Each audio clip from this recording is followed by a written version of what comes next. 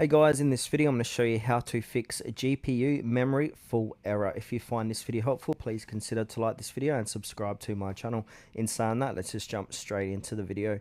Alright, so the first thing what we want to do is click on search and type in CMD, and we want to run this as administrator, and then click on yes.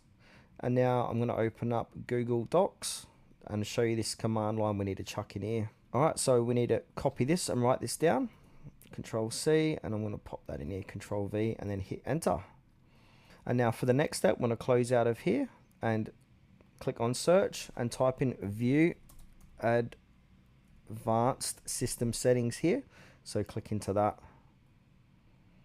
And now once this pops up, make sure you're on the advanced tab, and under performance we want to go into settings.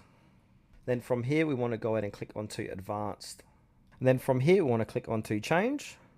And then where it says automatically manage paging file size for all drivers, we want to go ahead and uncheck that. Now you want to find your main drive, so click on system managed, and then where it says system managed size, we want to go ahead and click onto set. Then from here you want to go ahead and find the drive that you installed games on.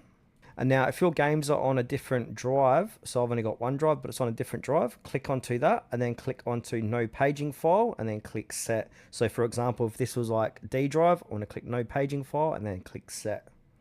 And then from here we want to go ahead and click on OK. And then it'll say these changes you've made require you to restart your computer before they can take effect. So click on the OK button and then go ahead and restart your PC and your problem should be fixed.